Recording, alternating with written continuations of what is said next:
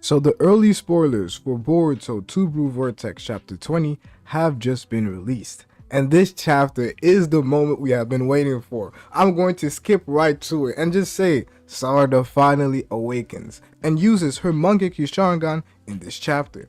This has been the moment that all of us have been waiting for, and I can't wait till the actual leaks come out, the pages leaks come out, because we only have the early leaks so far. Maybe they will release later on today or tomorrow, but since it is Sarada's Mangekyo Sharingan's real debut, I will make sure I post it, and some of the pages will be shown. So let's jump right into the leaks that we actually have, as the chapter cover for this chapter is Konohamaru, as he actually ends up doing something, and we all been hating on Konohamaru. I'm one of the biggest forces leading to the Konohamaru hate, but he actually goes crazy in this chapter. He is the chapter cover, his first actual cover debut, I believe, and I hope we end up getting a cool dynamic pose from Konohamaru. I don't know exactly what will be featured on the cover, since none of the actual pages are released, but that's the first thing that we end up figuring out about Konohamaru. So the chapter begins with the fight between Ryu and Mitsuki,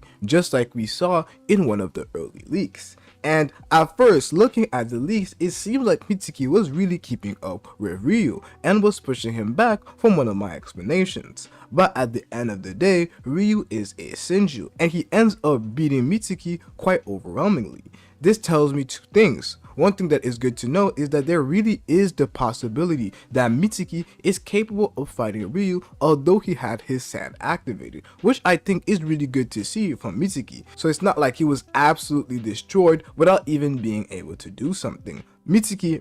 But this is where the beauty of chess is so mind-boggling, and what really inspired me at the time. Kasparov had planned all of this. This was still his home preparation, hitting the Black Queen, and not just a pawn given up, but a whole rook.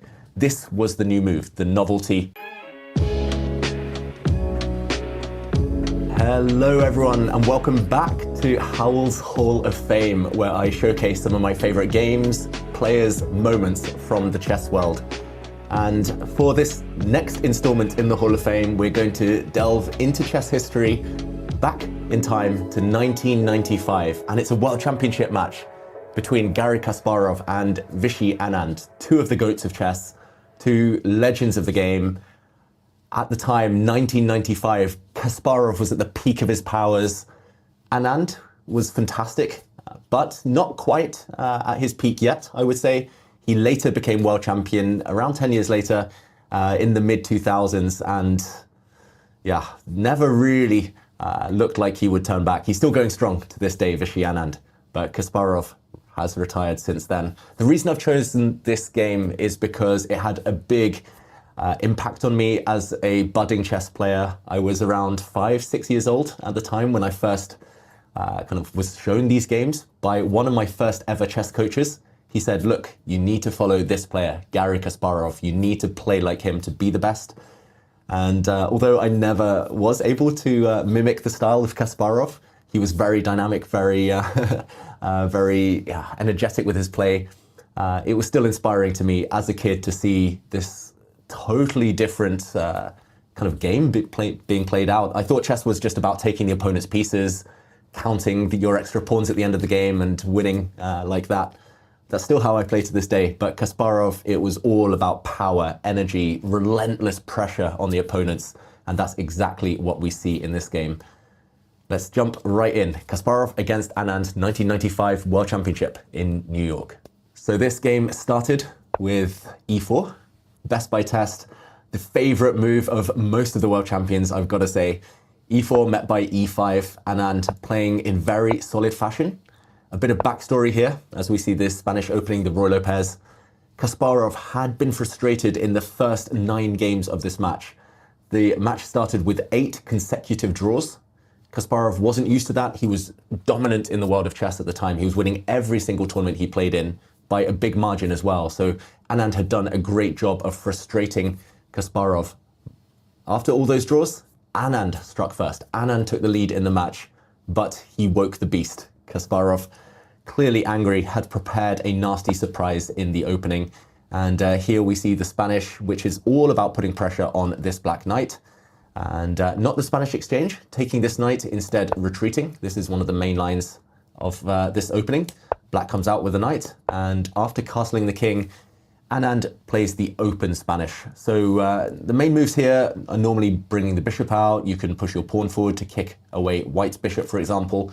You normally tend to get developed, but the open Spanish is taking this pawn. It's not actually a real sacrifice for white. You get your pawn back very quickly, but it's very ambitious for black. It's a direct attempt to equalize. And in chess, that tends to be a success for black if you can achieve an equal position early in the game. So knight takes pawn, met by d4.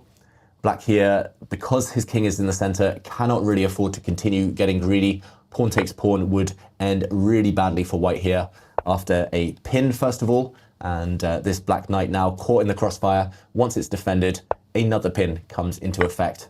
Knight takes pawn here, putting pressure on c6, which is now hit twice, and the black king feeling it from all angles. If you now defend your knight that is attacked, then the other knight drops off. f3 does overwhelm this horsey in the center.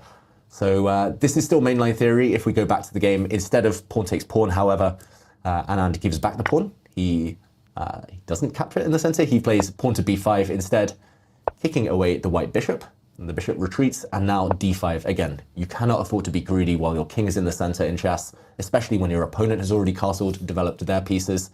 So we see Anand give back the pawn that was captured a couple of moves ago. Kasparov takes it back. Bishop to e6, simply defends in the center now, and the offer of a knight trade rejected by Anand. This is still well-known stuff. At the time, this was the height of opening theory, and another reason I chose this game is because it really kind of highlights, brings to the fore Kasparov's main weapon in chess, as well as a fantastic calculator, attacker. He was just so strong at opening preparation. These were the early days of the computer. This was a couple of years before the infamous Kasparov against Deep Blue match, where the computer shocked humanity by defeating the best chess player of all time. And at the time, Kasparov, he was working with a team of seconds, a team of coaches working on his openings. He was working with databases where his opponent's games were logged, stored, but he didn't have access to these phenomenal computers, these powerful machines that we have to this day, these AI beasts that see everything into the future. Working with computers was slow, tortuous work. For each opening, you would have to spend weeks breaking down just a few moves. So interesting that to this day, Kasparov's idea still stands the test of time.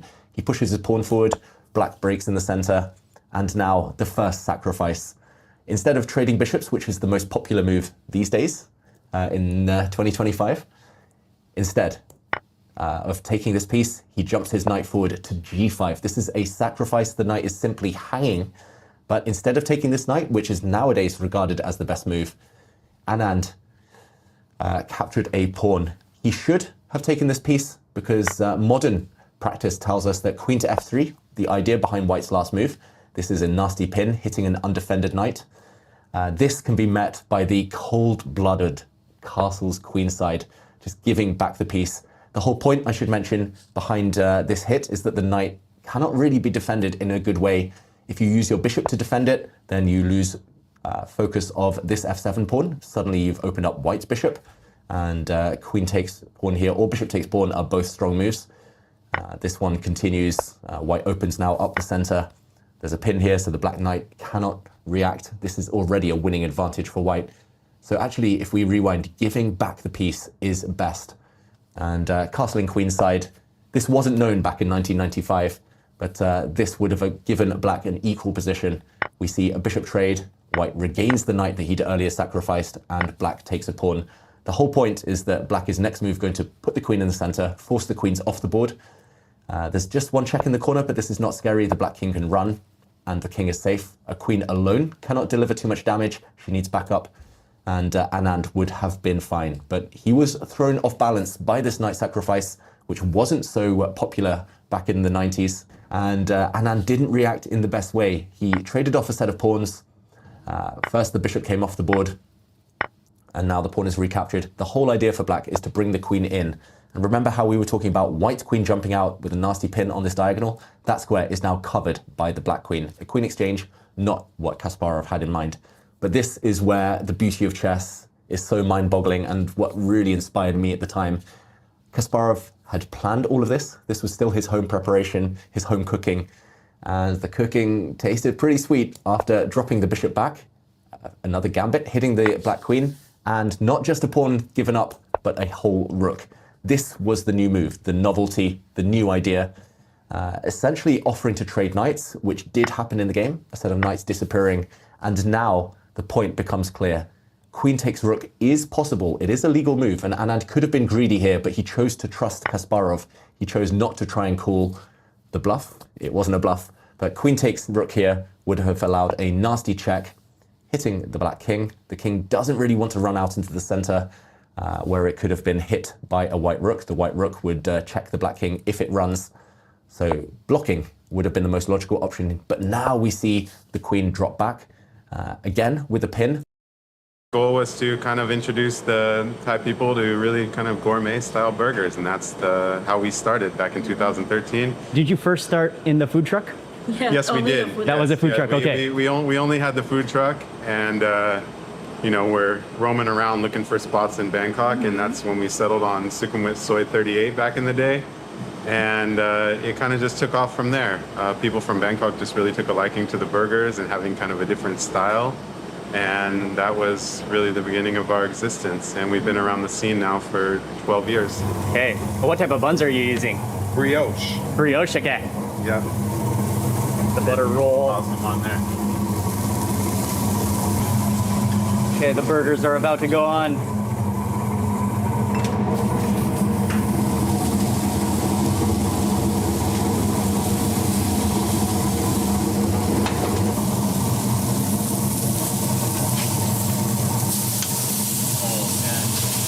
Oh, that sizzle. Oh, that's a beautiful, beautiful hiss and sizzle. Got the juices starting to come off the top, medium Okay. rare, all good to go, man. Okay, so that's special. Is that the special sauce first that goes on? Yeah, tiger sauce. Tiger sauce. The tiger sauce goes on.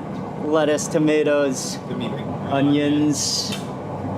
A little more special tiger sauce. Hooking it up with the jalapenos. Yes. Burger goes on. Oh, cooked beautifully. You can see the juice coming out of it. Cheese. Next patty goes on. And more cheese, yes. Bacon. Well, that's a giant burger. Wow, what a beauty. So Daniel Tiger, we never melt the sharp cheddar cheese, and that's done on purpose, and it has been since since we arrived on the scene in 2013. And that's because you retain a better flavor profile of the sharp cheddar cheese versus melting it when the oils and fats come out and kind of meld into everything else. That's actually why we do it. So here we go. I ordered the classic, the Mr. Steve double, 2 patties. This is it's a stack. It's a masterpiece. It is a beautiful, beautiful burger. But before I take my first bite, I need to tell you something. I have to share with you the rules of this burger tour. First of all, as you already know, there's so many different styles and types of burgers. And so we're gonna be trying a variety of different styles. Everyone has a different preference. And just to let you know, we're not comparing burgers against each other. So secondly, I'm gonna be ordering just the standard or the signature or the most popular burger at every place. And then number 3 is that everything is locally from Thailand, no international chains. I just wanna unwrap the paper just so we can get a full look at the burger, but actually it's very structurally, very sound, engineered. Feels good in the hands, feels solid, heavy. I love a burger that's heavy.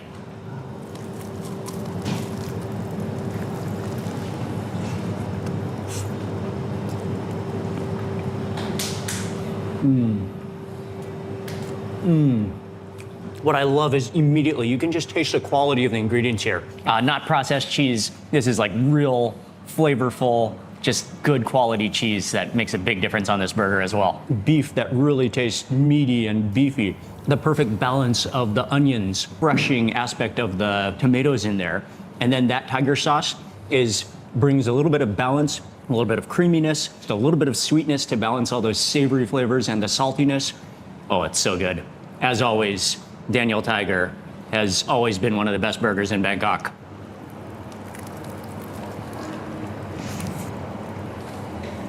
Oh man, it's oozing and dripping.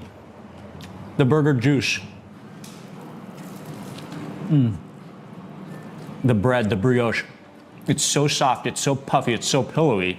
And yet, it still retains all of the juices from the burger. And another thing I love about this burger is that it's just everything it needs to be. It's everything you want in a burger. The beef, the cheese, the bun, the sauce is fantastic. It's balanced out to perfection. And while we're here, Daniel Tiger, they actually have another brand, which is a different style of a burger. We have to try that too. It's a milk. It's a smaller burger too? Yes, but it's like a milk sort of brioche. Okay, cool. Yeah, Oh, you can see how soft it is. yeah. This one's a little bit different. Okay. Yeah. Put a little bit Oh. of beef tallow. That's beef tallow goes on the bun. Oh, nice. And we're gonna rub it around a little bit.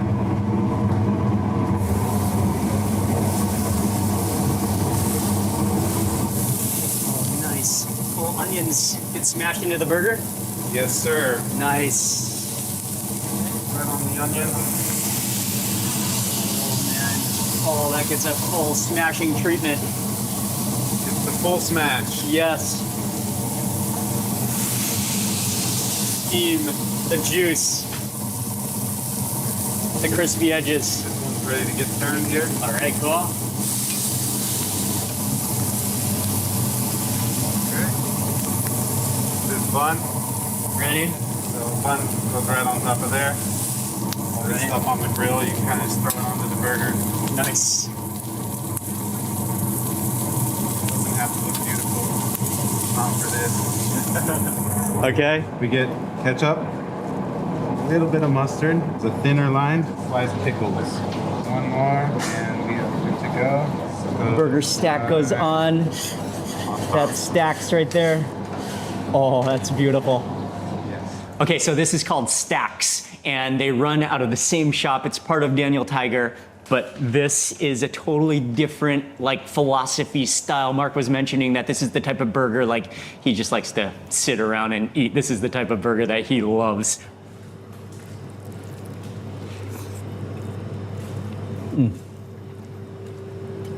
Oh, wow.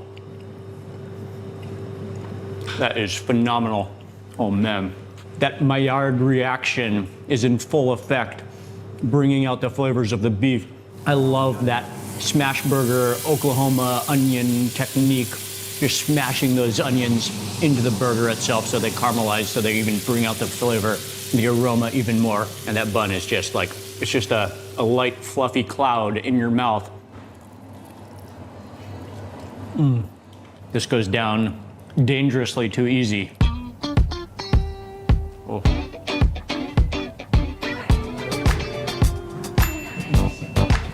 That was phenomenal. Let's go to the next spot.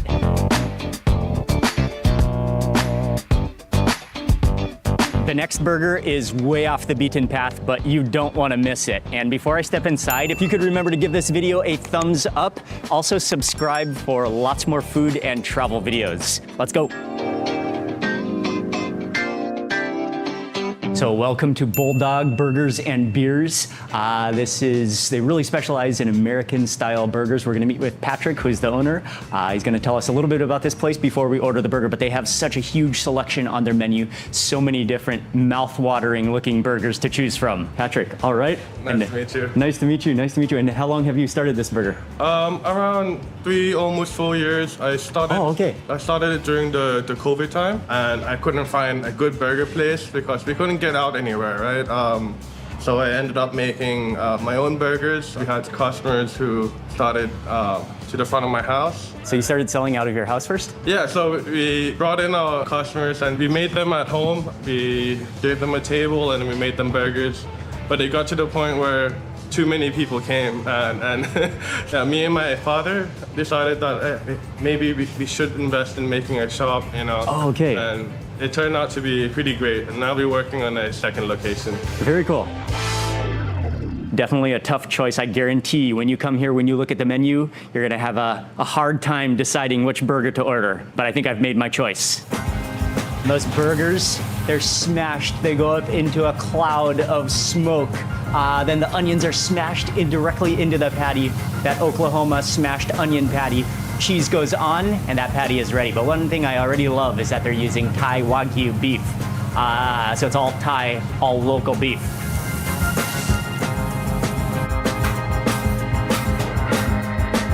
Special sauce goes on, onions, more onions, yes.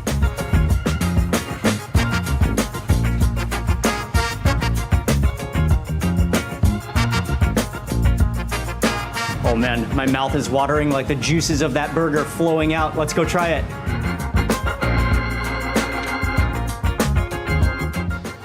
Thank you. Man, that is a significant burger, and you can just see the juices of the patties. Again, it's Thai Wagyu beef. So, burger served on a chopping board, on a whole board, bun, sesame seed bun, and with a skewer in it.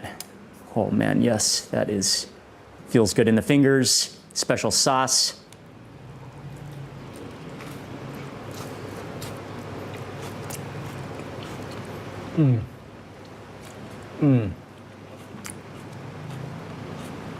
Oh man, that beef is incredible.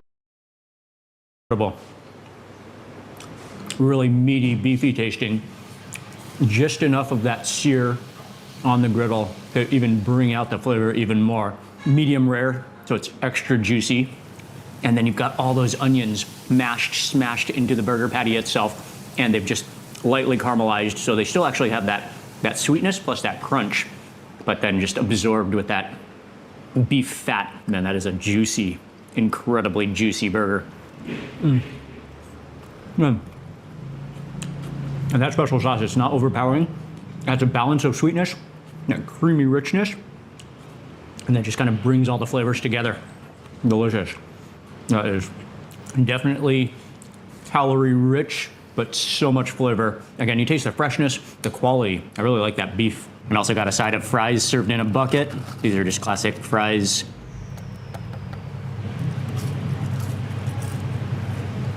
And you know it's a good sign when there's this puddle of meat juice on your paper, absorbing. Oily and juicy and meshy. Definitely the type of burger you're gonna need a nap after you eat. Just a few hanging onions and some granules of Wagyu.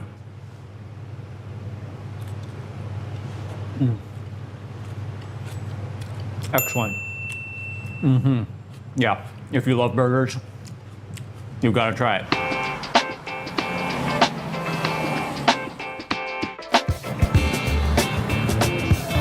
We're here in the RE area of Bangkok. It's pretty busy, lunchtime, and you walk down this kind of walking street alley.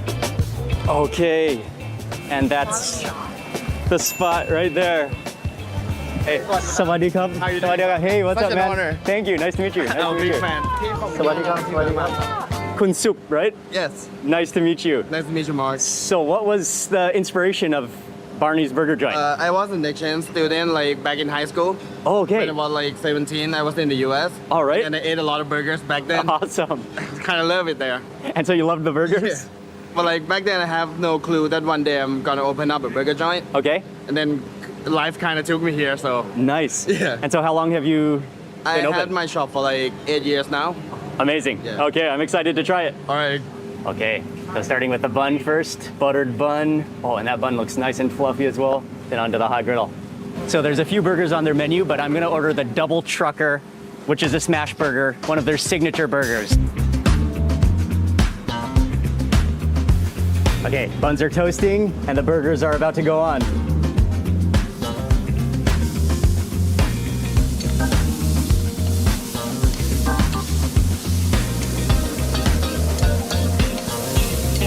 Oh, and the smash, immediate smash technique.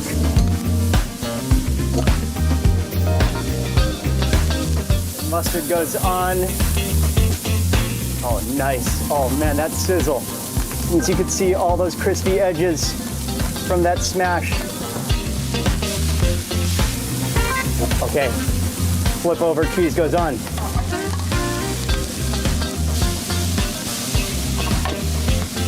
And that's ready. Oh wow. Oh man. Okay, caramelized onions. So that toasted butter bun, caramelized onions go on. Oh, and they're so aromatic already.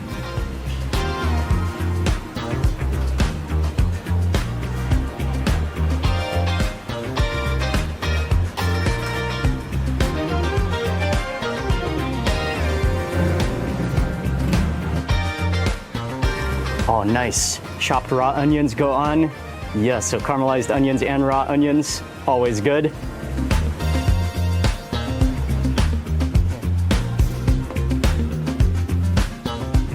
Wow, that looks incredible. It's overflowing. Let's open it up first and see the construction. It's a beautiful burger. The bun, look at the way, that's a good sign of a bun when you press it down and it springs back up. Yes, so you can tell it's fluffy on the inside, crusty on the top where it's been toasted with that butter. Here we go.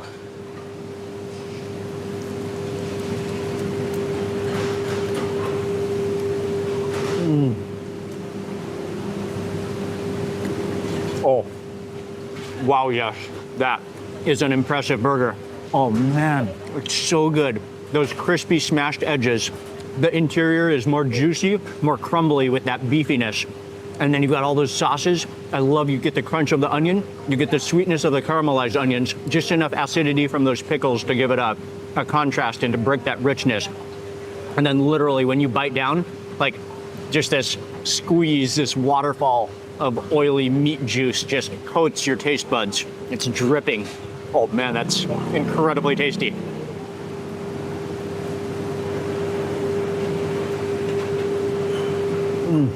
And he was explaining to me that he's using Thai Angus beef for this as well. So this is Thai beef, local Thai beef, Angus. It's quality. Man, that's an extraordinary burger. The oil, the juices will start dripping down your hand. And on that bad, I got some nice caramelized onions, that sweetness. Before we finish the burger, let's try the dirty fries. And for the dirty fries, they deep fried the fries, put some sauces on it. Then he fries an entire Angus burger patty.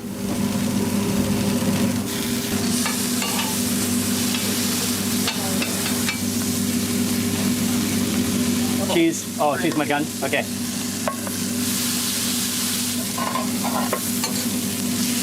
Oh man, so the burger's mashed up. Multiple cheeses go on, just melted into the burger. Oh, all the caramelized edges. Oh, and that's gonna go over the fries. Oh man, that is fully loaded. Then tops it with a variety of sauces, with bacon, with jalapenos, and with more sauce. Oh, and there's an entire burger patty somewhere in here, somewhere within this mountain of fries and toppings, all plastered. It's stuck together. Oh.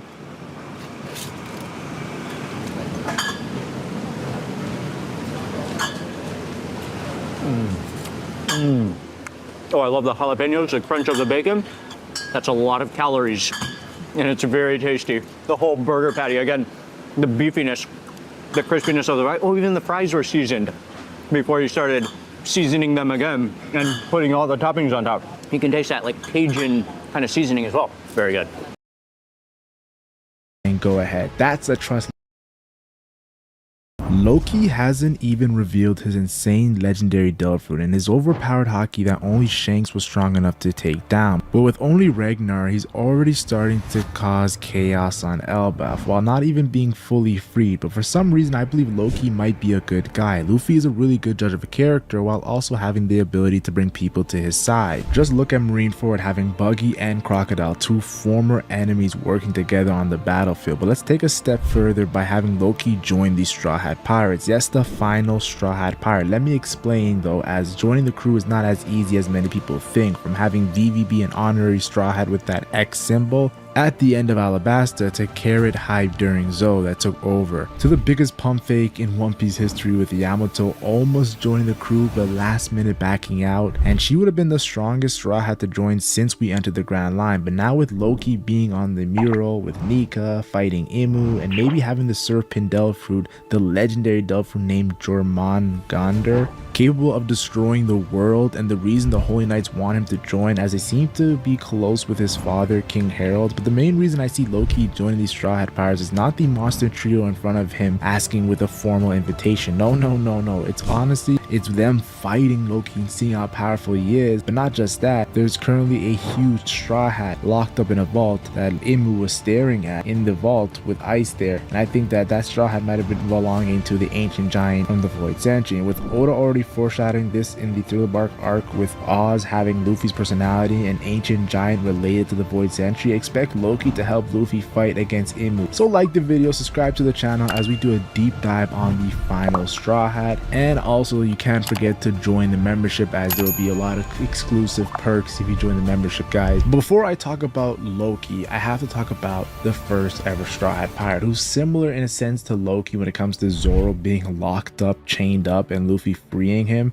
Yes, that similarity stands true to this day when it comes to Loki and Zoro. If Loki is the last Straw Hat and Zoro is the first Straw Hat, I get the poetic moment of Oda doing this. But the reason why Zoro is so valuable is because he's the vice captain to Luffy, the right hand to Luffy. And he honestly just covers Luffy's blind spots. Like, Zoro has always done this, from absolutely nothing, sacrificing himself for Luffy, to throwing away his pride and bowing down to Mihawk to be trained for Luffy.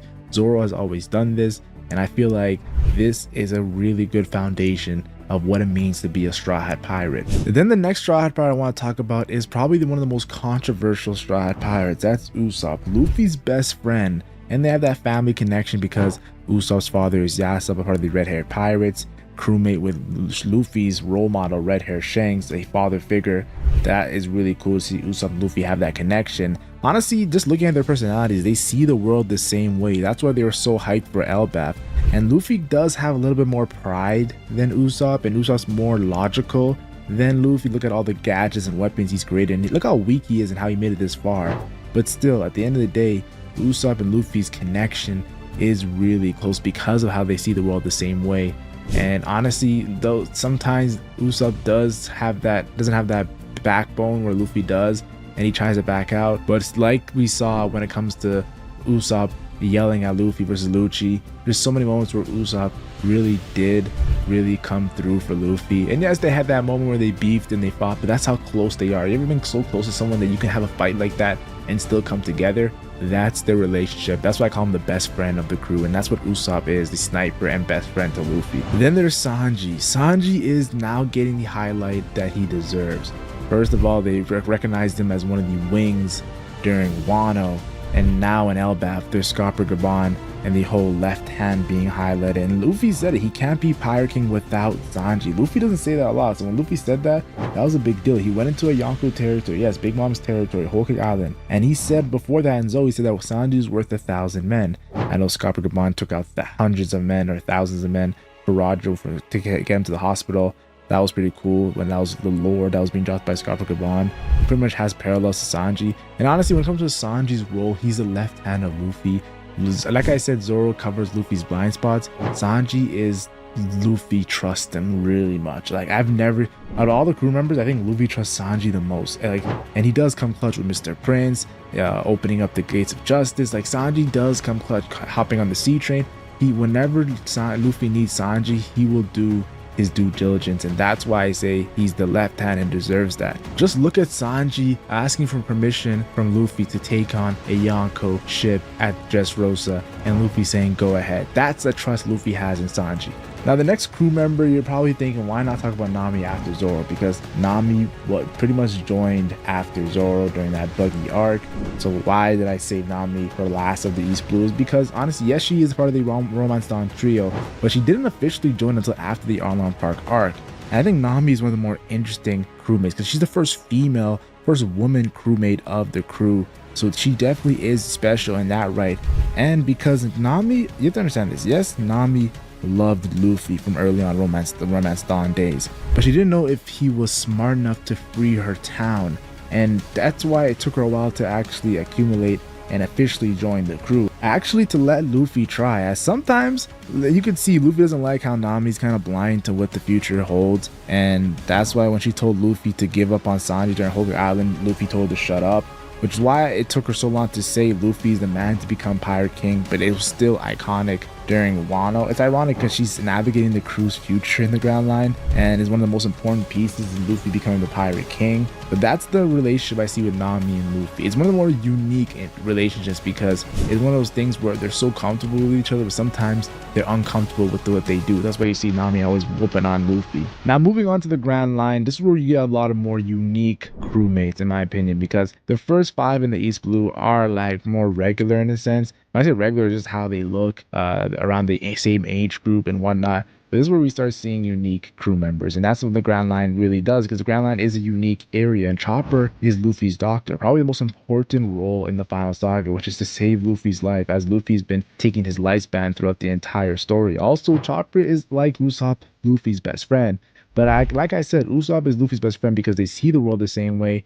Chopper is Luffy's best friend because they kind of speak the same language when it comes to how they're both morally driven and always chasing different possibilities. Honestly, that's why I think they speak the same language. It's just that Chopper's a little more shy and reserved, and Luffy tries to get that out of him. So I love seeing this relationship here when it comes to Chopper and Luffy. Then there's Nico Robin, and just like Nami, Robin didn't join right away, even though she was tagging along on the ship for a while. Yes, that's right. She first appearance was during the beginning of I think it was around the end of Whiskey Peak, and she officially joined the crew like arcs later than when she was on the ship after End of Alabasta. She joined at the end of Enies Lobby. But you have to understand this.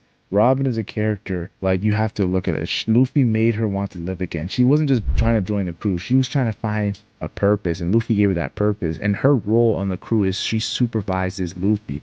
Because Luffy's not the most logical guy and Robin is so logical, he always covers Luffy in that sense and helps Luffy succeed, always informing him about the world news and what's going on, and with the Void Sentry, and that's Luffy's territory because he's Nika Joy Boy. Like, that's Robin's role, that's Robin's job, like, pretty much, especially when it comes to the final end of One Piece. And Robin is going to make him Pirate King, just how Kozuki Yoda made Roger Pirate King by reading the road poneglyphs and getting Luffy to Laugh Tale. Yes, she's Luffy's supervisor, but her role is way bigger than that. Then there's Franky, who pretty much officially joins the Shroud Pirates around the same time as Robin, even though he kind of gets introduced in Water 7 and is fighting Luffy right away. And people always wonder, why did Franky fight Luffy right away? It's because they're complete opposites, guys. Just like that one moment in the anime where they're speaking to each other but they don't understand the hell they're saying. Yeah, that's Franky and Luffy's relationship. And we just seen Franky seeing some of the greatest page in One Piece history with the mural that's pretty much gonna connect a lot of things. And Franky also met Roger and of course built the Thousand Sunny.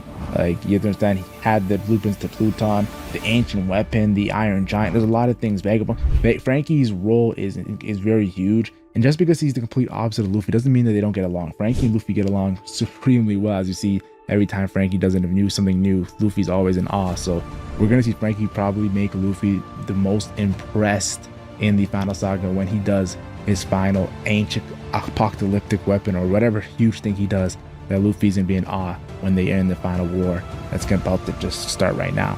And the last crew member to join before the time skip was Brook. Yes, Soul King Brook. Luffy always wanted a musician, so he instantly loved Brook first time seeing him, and he met him with his Binky Sake that feeds into the whole Nika lore. And Luffy also has a trust for Brook, just like he has for Sanji, and that's why Brook succeeded in getting the road poneglyph from Big Mama Yonko. An amazing moment. Like, that's why I honestly feel like Brook has been alive for so long. But the thing is, Luffy came along and gave him purpose when he lost it for being alive for so long because of his dog food. And I think Brook is gonna have a major moment in the end story, and it might, honestly, Brook does have some death flags because he hasn't died. He already died and then he got back to life. So if he dies again, that revived Elfru goes to waste. And honestly, I think this could be a situation where Luffy, if he's gonna lose a crew member, I don't know what it is, but Brook has them death flags. He's already dead though, that's the joke, skull joke. And lastly, but certainly not least, is Jinbei. Jinbei is the only crew member to join after the time skip. But the thing is, Jinbei is not a post-time skip character, he's a pre-time skip character. Just like Nami and Robin, he was in the story for a while until he officially joined the crew. And Wano made him a Straw Hat, but Jinbei's been there for Luffy during the War Saga. And even though sometimes they butt heads because Jinbei showed Luffy like to remember what he has, he grabbed Luffy very strong and said, hey, snap out of it. He pretty much whooped Luffy's ass a little bit in a sense to snap out of it and remember that he still has his crew even though he lost Porcus the Ace. And Luffy showed Jinbei the endless possibilities of fishman relations with humans, with Otahime and Fish Tiger dying for this cause, and they shared that beautiful moment where they shared blood. So honestly, I feel like Jinbei and Luffy, they do have a great relationship. Yes, they're gonna butt heads sometimes, but they need each other. And honestly, Jinbei is an amazing final crew member that we officially had since pretty much to the current story. Now, I think Loki will be an official Straw Hat member, kinda but kinda not. I think he will be like Odin was on the Roger crew. To read the Poneglyph, Loki's role will be on the crew to defeat Imu, and hence be an honorary Straw Hat in the final war, just how Vivi is, as his half brother is already a part of the Grand Fleet. It's like the Law Alliance pretty much felt like he was on the crew, but Law wasn't on the crew. But I think Loki's gonna take a step further in a sense. But this will be a big part of the final war versus Imu, more so than fighting Blackbeard and heading to Lafta. For goodness sake, he can't even fit on these Styles and Sunny. But when Yamato, Momonosuke, Whitebeard, maybe even King, a Mink member, maybe Carrot, Shirahoshi, of course, she's decided she's gonna join in this major fight against Imu, Loki will be the one standing side by side with Luffy, just like the mural. And so debate in the comment section if you disagree with me, him joining the crew. But I give my opinion and I'm out, guys. I'm a fan of Loki on the Straw Hat Pirates, the final Straw Hat Pirate.